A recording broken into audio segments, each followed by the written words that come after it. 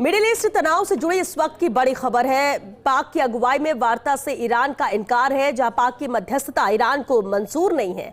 America की कूटनीति पर भरोसा नहीं है, मध्यस्थ देशों को ईरान की दो टूक। ट्रंप ने हमें 2 बार धोखा दिया और अब धोखा तो अंजाम बुरा होगा।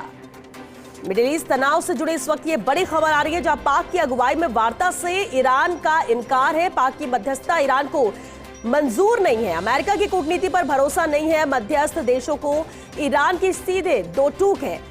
जहां कहना यही है कि ट्रंप ने हमें 2 बार धोखा दिया और अब धोखा तो अंजाम बुरा होगा।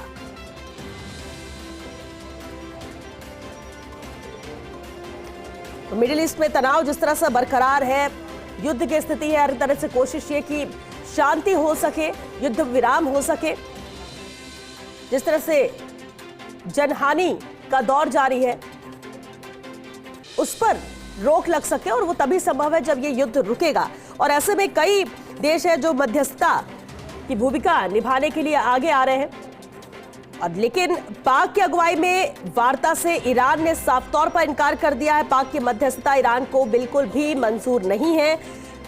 साथ ही बयान यही कि अमेरिका की कूटनीति पर भी भरोसा नहीं है, मध्यस्थ देशों को ईरान की दो टूक है। ट्रंप ने हमें 2 बार धोखा दिया है और अब धोखा तो अंजाम बुरा होगा, और इसलिए अमेरिका की कूटनीति पर भरोसा नहीं। और पाक जो वार्ता करना चाह रहा था, पाक की अगुवाई में जो वार्ता के लिए आगे बढ़ रहे थे, उससे ईरान ने इनकार कर दिया। और विषय विशेषज्ञ कर्नल देवानंद जी हमारे साथ जुड़ चुके हैं। सर, ये बहुत अहम है क्योंकि हर कोई चाहता है शांति तो हो, लेकिन कोशिश कैसे हो, कैसे इस युद्ध पर विराम लग सके। लेकिन अहम बात है, जो पाक की अगुवाई में वार्ता होनी थी, उससे इनकार किया है ईरान ने। इसे किस तरह से देखा जाए? देखिए श्वेता जी, सबसे बड़ी बात है कि मैं आपसे सहमत हूं कि हर कोई चाहता है इस कॉन्फ्लिक्ट का अंत हो, और दुनिया पर इसके नेगेटिव प्रभाव पड़ने बहुत साफ साफ दिखाई दे रहे हैं जी। और पूरी दुनिया पे असर हो रहा है। और यहाँ पर जिस का विषय की हम बात कर रहे हैं कि पाकिस्तान बीच में मध्यस्थता करे और ईरान ने अस्वीकार किया, ये तो बिल्कुल लॉजिकल बात है। मैं देख रहा था कई बार, इवन अमेरिका के ऑफिशियल हैंडल ने कहा है कि अफवाहें हैं और हमारी कोई ऐसी बातचीत नहीं हुई है। पर जहां भी जिस भी कारण ये बात ने तूल पकड़ा दे कि पाकिस्तान और ईरान का मध्यस्थता और पाकिस्तान में होने का कोई प्रश्न ही नहीं उठता है।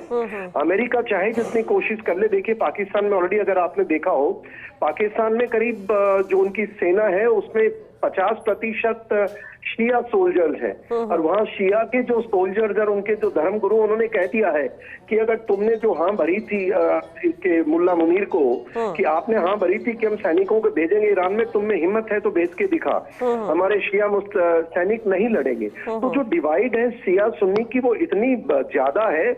और देखिए दुनिया में जो भी इस तरह जो चल रहा है, शांति होनी चाहिए। और इस समय मैं एक चीज देख रहा हूँ कि देखिए वैचारिक युद्ध बन चुका है। ये कितना भी लोग लीपापोती करें, उसको पॉलिटिकली करेक्ट हो, सोशली करेक्ट हो, बट ये युद्ध है वैचारिक। और विचार के अंदर 2 विभिन्न प्रकार के विचार हैं। जहां तक ईरान का ताल्लुक है, ईरान की कोई तेल की लड़ाई नहीं है ईरान के अमेरिका से, ये बिल्कुल वैचारिक है। जिस प्रकार से ईरान ने 79 से लेकर के आज तक अगर हम देखें तो किस प्रकार से अलग अलग आतंकवादी गुटों को तैयार किया, उनको उनकी ट्रेनिंग दिलाई, उनको हथियार दिए, उनको पैसा दिया, और उसके बाद जब उसको लगा कि मैं ताकतवर हो गया हूँ, दुनिया को मेरे इशारे पे नचा सकता हूँ, उसने वो कहना शुरू किया। और आज दुनिया के सामने ये है कि ईरान का जो रेजीम चेंज के अलावा उनकी जो विचारधारा के आतंकवादी ग्रुप है, उनको खत्म करना ही पड़ेगा। हाँ, मैं यहाँ पर हमारे भारत के लिए एक देखता हूँ कि जिस प्रकार से गत 2 दिनों के अंदर अमेरिका, ईरान और विभिन्न प्रदेशाध्यक्षों ने मोदी जी से बात की, मोदी जी की बात चल रही है, तो अगर मध्यस्थता कहीं अगर सफलतापूर्वक हुई तो मैं मानता हूँ भारत का हाथ इसमें एक अहम जरूर होगा आने वाले समय में।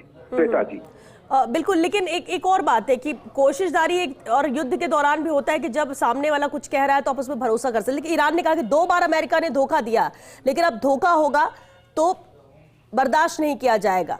ऐसे में स्थिति क्या लगती है, ये जो आमने सामने देश है वो क्या इस कोशिश में नहीं है कि विराम हो, या आपको क्या लगता है कि अभी की स्थिति देखते हुए ये अभी लंबा चल सकता है, ये चलेगा, जिसका असर तो खैर हर देश में हो रहा है, आपने ठीक कहा?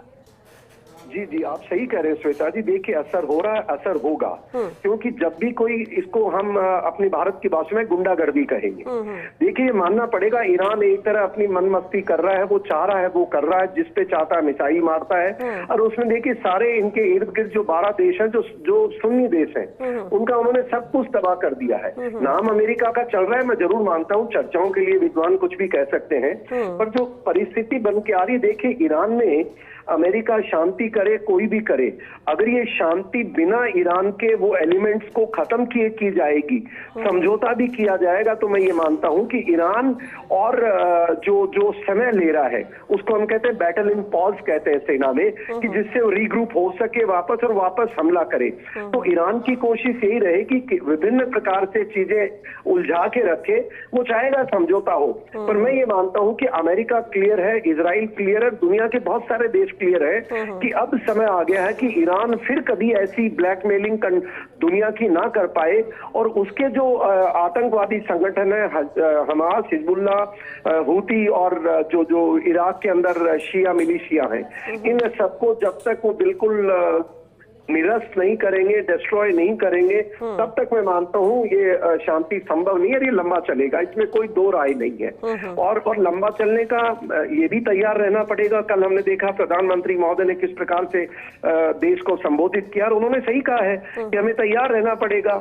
और सबसे बड़ी बात है कि देश के अंदर जो राष्ट्र विरोधी ताकतें हैं या जो मौका ढूंढ रहे हैं, वो तो ऐसे पोर्ट्रे कर रहे हैं कि लड़ाई मोदी जी ने शुरू की है। अरे भाई, लड़ाई दूसरे दो देशों की, हमारा कोई लेना देना नहीं, हमारे पर असर हो रहा है, तो हमें उसके लिए सकारात्मक सोच करते हुए हमारा बचाव करना चाहिए। और वही अब हो रहा है, ऐसा मैं देख रहा हूं। पर ये मैं फिर आपसे चैनल के माध्यम से बताऊंगा कि ये युद्ध जल्दी समाप्त नहीं होगा, और गलती से कोई तरीके से एक बार के लिए सीज फायर हो गया, तो ईरान के अंदर जो इनके 31 अलग अलग इलाकों में जो इनके मैं कहूंगा जो सेना की टुकड़ियां बटी हुई हैं, वो ये बंद नहीं करने वाले हैं जब तक कि पूरा इनका डिस्ट्रॉय नहीं किया जाएगा।